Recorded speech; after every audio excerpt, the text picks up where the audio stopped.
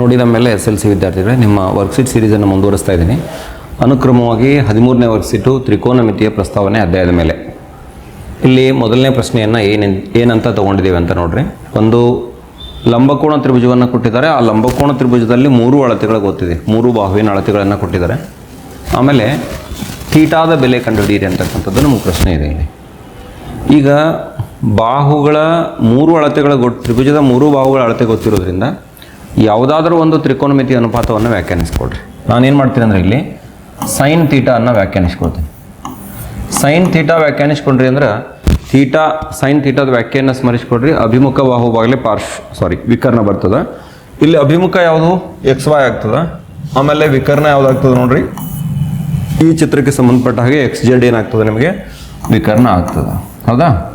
ಈಗ XYದ ಬೆಲೆ ಗಮನಿಸಲಾಗಿ 1 ಇದೆ, XZ ಬೆಲೆ ಎಷ್ಟಿದೆ 2 ಇದೆ.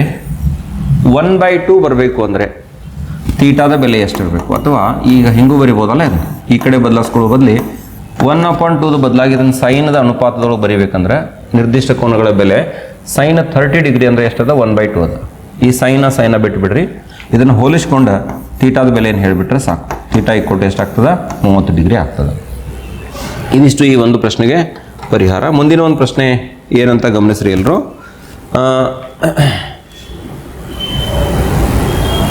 ನೋಡ್ರಿ ಮುಂದಿನ ಪ್ರಶ್ನೆ ಏನಿದೆ ಅಂತ.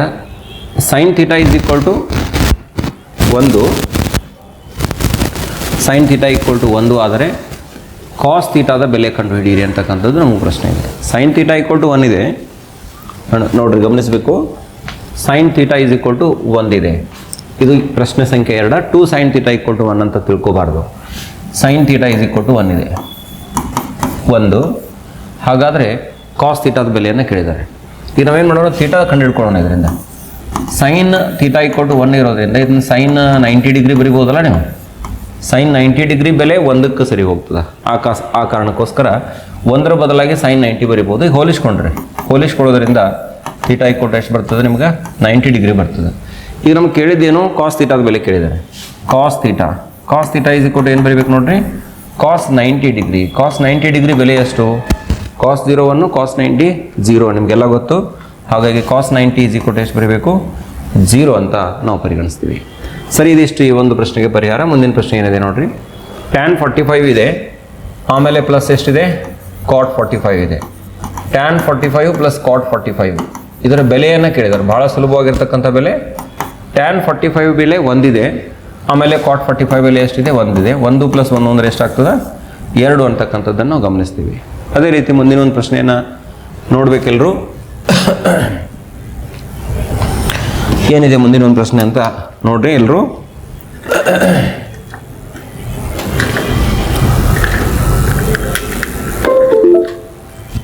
ನೋಡ್ರಿ 4ನೇ ಪ್ರಶ್ನೆ.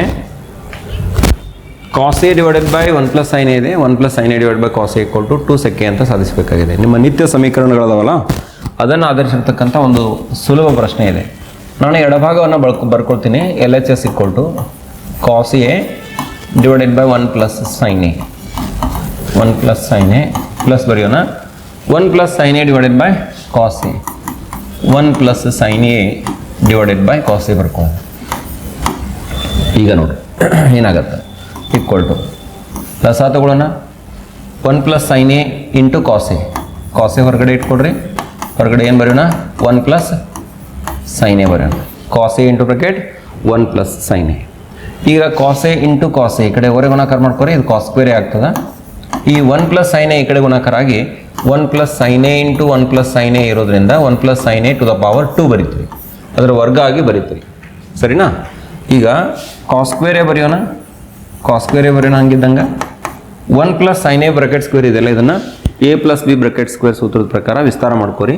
A² ಅಂದ್ರೆ 1ರ ವರ್ಗ, B² ಅಂದ್ರೆ sin A ಬ್ರಾಕೆಟ್ ಸ್ಕ್ವೇರ್ ಅಂದರೆ ಎಷ್ಟು ಬರೀತೀರಿ sin ಸ್ಕ್ವೇರೇ ಬರೀತೀರಿ. A² + B² plus 2AB ಅಂದರೆ 2 × 1 × sin A plus 2 × 1 × sin A ಬರೆಯೋಣ.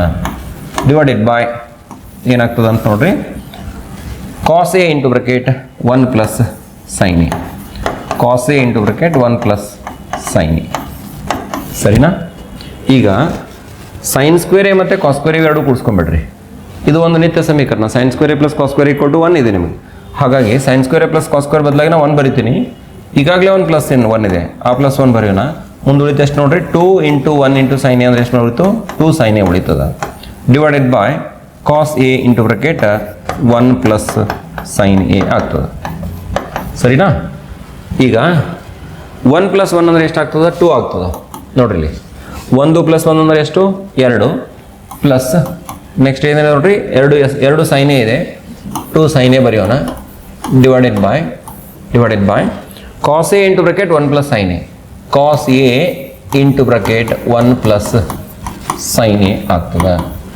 ಈಗ 2 ಸಾಮಾನ್ಯ ತಗೋರಿ, 2 ಸಾಮಾನ್ಯ ತಗೊಂಡು ಉಳಿತದೆ ಎಷ್ಟು, 1 ಪ್ಲಸ್ sin a ಉಳಿತು.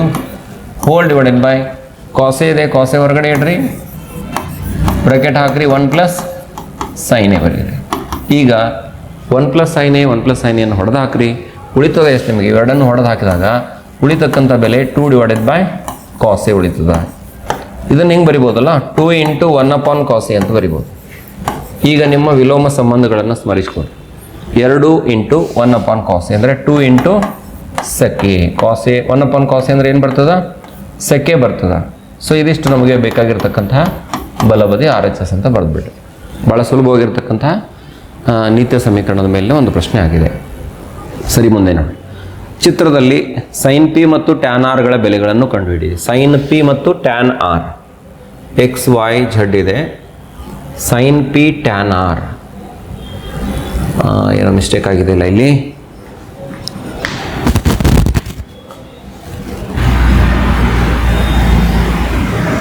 ಗಮನಿಸಿರಲ್ರು. ಈಗ ಚಿತ್ರವನ್ನು ಸರಿ ಮಾಡ್ಕೊಂಡಿದ್ದೀನಿ. ಚಿತ್ರದಲ್ಲಿ ಸೈನ್ ಪಿ ಮತ್ತು ಟ್ಯಾನ್ ಆರ್ಗಳನ್ನು ಕಂಡುಹಿಡಲಿಕ್ಕೆ ಹೇಳಿದ್ದಾರೆ. ಕ್ಯೂದಲ್ಲಿ ಏನಾದರೆ ಲಂಬಕೋನ ಇದೆ, ಕ್ಯೂನಲ್ಲಿ ಲಂಬಕೋನ ಇದೆ. ಸೈನ್ ಪಿ ಕೊಟ್ಟು ಏನು ಬರೀಬೇಕು, ಪಿ ಕೋನಕ್ಕೆ ಸಂಬಂಧಪಟ್ಟ ಹಾಗೆ ಇಲ್ಲಿ ಪಿ ಕೋನ ಇದೆ, ಇದಕ್ಕೆ ಅಭಿಮುಖವಾಗಿರ್ತಕ್ಕಂಥ ಬಾಹು ಯಾವ ಆಗ್ತದೆ, ಕ್ಯೂ ಆರ್ ಆಗ್ತದೆ. ಆಮೇಲೆ ವಿಕರ್ಣ ಲಂಬಕೋನಕ್ಕೆ ಅಭಿಮುಖವಾಗಿರ್ತಕ್ಕಂಥದ್ದು ಆರ್ ಪಿ ಆಗ್ತದೆ ಅಥವಾ ಪಿ ಆರ್ ಆಗ್ತದೆ. ಈ ಬೆಲೆಯನ್ನು ಬರ್ಕೊಡ್ರಿ. ಅಂದರೆ ಕ್ಯೂ ಆರ್ನ ಬೆಲೆ 4 ಇದೆ, ಆಮೇಲೆ ಪಿ ಆರ್ನ ಬೆಲೆ ಎಷ್ಟಿದೆ ನೋಡ್ರಿ, ಪಿ ಆರ್ನ ಬೆಲೆ 5 ಇದೆ. ಅಂದರೆ ಸೈನ್ ಪಿ = 4/5 ಆಗ್ತದೆ. ಹಾಗೆಯೇ ಟ್ಯಾನ್ ಆರ್ ಕೇಳಿದ್ದಾರೆ. ಇಲ್ಲಿ ಆರ್ಗೆ ಸಂಬಂಧಪಟ್ಟ ಹಾಗೆ ಟ್ಯಾನ್ ಆರ್ ಅಭಿಮುಖವಾಗಲೇ ಪಾರ್ಶ್ವಬಾಹು ಬರಿಬೇಕು. ಅಭಿಮುಖವಾಗಿರ್ತಕ್ಕಂಥ ಬಾಹು ಯಾವ್ದು ಬರ್ತದೆ, ಪಿ ಕ್ಯೂ ಬರ್ತದೆ. ಆಮೇಲೆ ಪಾರ್ಶ್ವಬಾಹು ಕ್ಯೂ ಆರ್ ಬರ್ತದೆ, ಕ್ಯೂ ಆರ್ ಬರ್ಕೊಳ್ತೀನಿ. ಪಿ ಕ್ಯೂನ ಬೆಲೆ 3 ಇದೆ, ಪಿ ಕ್ಯೂನ ಬೆಲೆ 3 ಇದೆ. ಆಮೇಲೆ ಕ್ಯೂ ಆರ್ನ ಬೆಲೆ ಎಷ್ಟಿದೆ, 4 ಇದೆ. 3 4 ಇದಿಷ್ಟು ನಮಗೆ ಯಾವುದು, ಸೈನ್ ಪಿ ಮತ್ತು ಟ್ಯಾನ್ ಆರ್ಗಳ ಬೆಲೆಗಳು. ಸರಿ, ಮುಂದಿನ ಒಂದು ಪ್ರಶ್ನೆ ನೋಡ್ರಿ. ನಿಮ್ಮ ಏನಿದು ನಿರ್ದಿಷ್ಟ ಕೋನಗಳ ಅನುಪಾತಗಳು ಬರ್ತಾವಲ್ಲ, ತ್ರಿಕೋಣಮಿತಿ ಅನುಪಾತಗಳು, ಅದರ ಮೇಲೆ ಒಂದು ಸಾಧಿಸುವ ರೀತಿಯಲ್ಲಿ ಲೆಕ್ಕ ಇದೆ. ಇಲ್ಲಿ ಎಡಭಾಗ ತಗೋಬೇಕು, ಅದನ್ನು ತಗೊಂಡು ಬಲಭಾಗವನ್ನು ತರಬೇಕು. ಎಡಭಾಗದಲ್ಲಿ ಏನಿದೆ ನೋಡ್ರಿ, ಸೈನ್ 30 ಪ್ಲಸ್ ಕಾಸ್ 60 ಡಿಗ್ರಿ ಇದೆ. Sine 30 plus cos 60 degree divided by cosec 30 minus cosec 30 degree minus cot 45 degree. Cosec 30 minus cot 45 degree ಇಷ್ಟಿದೆ. ಸರಿ, ಬೆಲೆಯನ್ನು ಆದೇಶಿಸ್ತಾ ಹೋಗೋಣ. ಸೈನ್ 30 ಡಿಗ್ರಿ ಬೆಲೆ 1/2, ಕಾಸ್ 60 ಕೂಡ 1/2 ಬೆಲೆ ಹಾಕಿದೆ. ಕೊಸೆಕ್ 30 ಅಂದರೆ ಎಷ್ಟು, 2, ಕಾಟ್ 45 ಎಷ್ಟು, 1. ಬಹಳ ಸುಲಭ ಇದೆ ನೋಡ್ಲಿಕ್ಕ. 1/2 ಪ್ಲಸ್ 1/2 ಲಸ 2 ಬರ್ತದೆ. ಇಲ್ಲಿ 1 + 1 ಅಂದ್ರೆ ಅದು ಕೂಡ ಎಷ್ಟು ಬರ್ತದೆ, 2 ಬರ್ತದೆ. 2 - 1 ಏನು ಕೊಡ್ತದೆ ನಿಮಗೆ, 1 ಕೊಡ್ತದೆ. 1 + 1 ಅಂದರೆ ಎಷ್ಟು, 2, 2/2 ಡಿವೈಡೆಡ್ ಬೈ 1 ಏನು ಪರಿಣಾಮ ಬೀರಲ್ಲ. ಸೊ ಈಕ್ವಲ್ ಎಷ್ಟು ಆಯ್ತು ನಮಗೆ, 1 ಆಯಿತು. ಇದು ನಮಗೇನಪ್ಪ ಅಂತಂದರೆ ಬಲಬದಿ ಅಥವಾ RHS ಅಂತ ಹೇಳ್ತೀವಿ. ಸೊ ಇದಿಷ್ಟು ಈ ಒಂದು ಪ್ರಶ್ನೆಗೆ ಪರಿಹಾರ. ಮುಂದಿನ ಒಂದು ಪ್ರಶ್ನೆ, 7ನೇ ಪ್ರಶ್ನೆ, ಸಾಧಿಸೋದಿದೆ. ಭಾಳ ಇಂಟ್ರೆಸ್ಟಿಂಗ್ ಆಗಿರ್ತಕ್ಕಂಥ ಪ್ರಶ್ನೆ. ಎಡಭಾಗವನ್ನು ಬರ್ಕೊಡ್ತೀನಿ. ಇಲ್ಲಿ ಇನ್ನೊಂದು, ಇಲ್ಲಿ ಸಾಧಿಸಿ ಅಂತ ಇತ್ತು, ಬರದೆ = RHS ಅಂತ ಹೇಳಬಾರ್ದು. ಇಲ್ಲಿ ಸಣ್ಣ ಮಿಸ್ಟೇಕ್ ಆಯ್ತು ನೋಡ್ರಿ. RHS 1 ಇಲ್ಲ, ಅದು ಏನೈತೆ ಅಂದರೆ =90 ಐತಲ್ಲ, ಅದನ್ನು ಸರಿ ಮಾಡಿ ಬರ್ರಿ. 1 ಅಂದ್ರೆ ಸೈನ್ 90 ಅಲ್ಲ, ಸೈನ್ 90 ಡಿಗ್ರಿ ಬೆಲೆ ಅಂದರೆ 1 ನಿಮಗೆ ಗೊತ್ತು. ಈಗ RHS ಬರೀರಿ, =RHS ಬರೋಣ. ಸೈನ್ 90 ಡಿಗ್ರಿ ಬೆಲೆ 1 ಅಲ್ಲ, 1 ಬಂತು. ಸುಲಭೀಕರಣ ಮಾಡೋಣ, ಸರಿ ಹೌದು. ಆದರೆ ನಮ್ಗೆ 1 ಅಂತ ಸಾಧಿಸಂದಿಲ್ಲ ಅವರು. ಅದ್ರ ಬದಲು ಏನು ಹೇಳಿದಾರೆ, ಸೈನ್ 90 ಬರೀರಿ ಅಂತಂದ್ರೆ ನೋಡಿ. ಎಲ್ಲ ಗೊತ್ತಿರ್ತದೆ ನಮಗೆ, ಅಲ್ಲೇ ಹೊಂದಿಸೋ ಇರ್ತದೆ. ಇಷ್ಟು ಹೊಂದಿಸಲಿಲ್ಲ ಅಂದರೆ ಅರ್ಧ ಅಂಕ ಕಳ್ಕೊತೀರಿ. ಸರಿ, ಮುಂದಿನ ಒಂದು ಪ್ರಶ್ನೆಗೆ ಸಾಗೋಣ. 7ನೇ ಪ್ರಶ್ನೆ ನೋಡ್ರಿ. ಎಡಭಾಗವನ್ನು ತಗೊಳ್ಳೋಣ. LHS = sec θ ಪ್ಲಸ್ ಎಷ್ಟು, ಟ್ಯಾನ್ θ ಮೈನಸ್ ಎಷ್ಟು 1 ಬಾಗ್ಲೆ tan theta minus sec theta, tan theta minus sec theta plus ಎಷ್ಟು 1. ಸರಿ, ಇದನ್ನ ಇಷ್ಟು ತೊಗೊಂಡಿದ್ದೀವಿ. ಇಲ್ಲಿ ಏನು ಮಾಡೋಣ ಅಂದರೆ sec theta plus tan theta ಹಾಗೆ ಬರ್ಕೊಳ್ಳೋಣ. Sec theta plus tan theta minus 1 ಇದೆಯಲ್ಲ, 1ರ ಬದಲಾಗಿ ಟ್ಯಾನ್ ಥೀಟಾ ಮತ್ತು ಸೆಕ್ ಥೀಟಾಗೆ ಹೊಂದ್ಕೊಂಡಿರ್ತಕ್ಕಂಥ ನಿತ್ಯ ಸಮೀಕರಣವನ್ನು ಯೂಸ್ ಮಾಡಿರಿ. ಇಲ್ಲಿ ಏನು ಬರೀರಿ ಅಂದರೆ sec square theta minus tan square theta ಅಂತ ಅನ್ನೋದನ್ನು ಬರೆದುಕೊಳ್ಳೋಣ. Divided by tan theta minus sec theta plus 1 ಬರ್ಕೊಳ್ಳೋಣ. ಇನ್ನು A square minus B square ಸೂತ್ರವನ್ನು ಹಾಕಿ ಅದನ್ನು ವಿಸ್ತರಿಸ್ಕೊಳ್ತಕ್ಕಂಥ ಕೆಲಸವನ್ನು ಮಾಡಿ ನೋಡ್ರಿ. ಈಗ sec square theta minus tan square theta ಅಂದರೆ ಅದನ್ನು ವಿಸ್ತರಿಸ್ಕೋಬೇಕು. ಯಾವ ಸೂತ್ರ? Sec theta plus tan theta ಹಾಗೆ ಇಡೋಣ. ಇದನ್ನು A square minus B square ಅಂದರೆ A plus B into A minus B ಆ ಸೂತ್ರದ ಪ್ರಕಾರ ವಿಸ್ತರಿಸ್ಕೊಳ್ರಿ.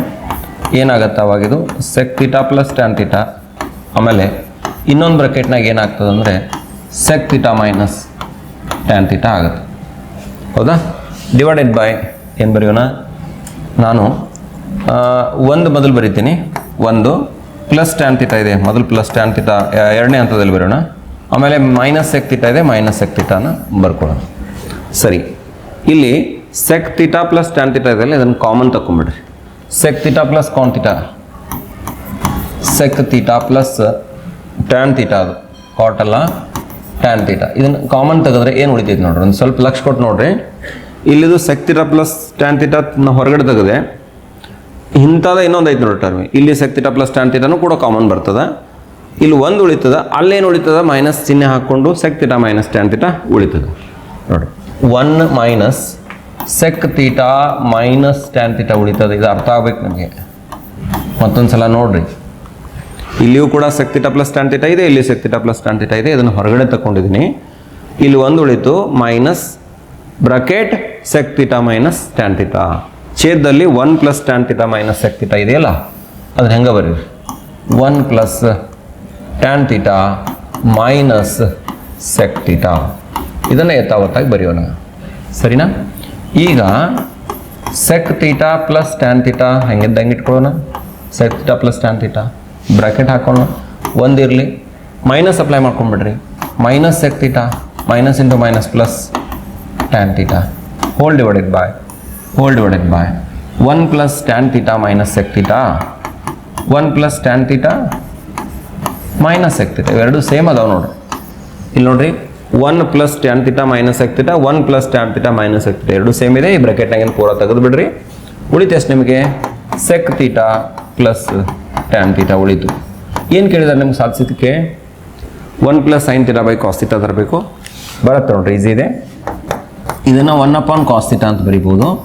ಟ್ಯಾನ್ ಥೀಟಾನ sine theta divided by cos theta ಅಂತ ಬರಿಬಹುದು. ಹೀಗಾಗಿ ಎಲ್ ಸಿ ಎಮ್ ಎಷ್ಟು ಬರ್ತದೆ? ಕಾಸ್ ಥೀಟಾ ಬರುತ್ತೆ. 1 ಪ್ಲಸ್ ಸೈನ್ ಥೀಟಾ ನೇರವಾಗಿ ಉಡ್ಸ್ಕೊಂಡ್ಬಿಡ್ತೀರಿ. 1 ಪ್ಲಸ್ ಸೈನ್ ಥೀಟಾ ಅಂಶದಲ್ಲಿ ಬರೆಯೋಣ. 1 plus sine theta divided by cos theta. ನೋಡ್ರಿ, 1 plus sine theta divide by cos theta ಅಂತ ಬರಬೇಕಾಗಿದೆ. 1 plus sine theta by cos theta ಬಂದಿದೆ. ಸರಿ, ಇದಿಷ್ಟು ನಮಗೆ ಬಲಬರಿ ಈಕ್ವಲ್ ಟು RHS. ಅರ್ಥ ಆಯ್ತಲ್ಲ? ಸೊ ಇದಿಷ್ಟು ಈ ಒಂದು ಪ್ರಶ್ನೆಗೆ ಪರಿಹಾರ. ಮುಂದಿನ ಒಂದು ಪ್ರಶ್ನೆ, ಬೆಲೆಯನ್ನು ಕಂಡುಹಿಡಿದಿದೆ.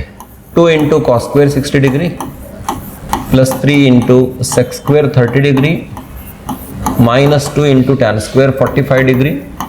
ಪ್ರಶ್ನೆಯನ್ನು ಯಥಾವತ್ತಾಗಿ ಬರ್ಕೊಳ್ಳೋಣ ಮೊದಲ, ಆಮೇಲೆ ಬೆಲೆಯನ್ನು ಆದೇಶಿಸ್ತಕ್ಕಂಥ ಕೆಲಸ ಮಾಡೋಣ. ಅಂಶದಲ್ಲಿ ಬರದೆ ಈ ಛೇದದಲ್ಲಿ ಬೆಲೆ ಹಾಕ್ಕೊಳ್ಳೋಣ. Sine square 30 degree, sine square 30 degree plus cos square 45 degree. ಸರಿನಾ? ಈಗ ಕಾಸ್ 60ಯ ಬೆಲೆ 1/2 ಅಂಶ ಅಂತ ನಿಮ್ಗೆ ಗೊತ್ತು. ಬೆಲೆ ಹಾಕ್ರಿ.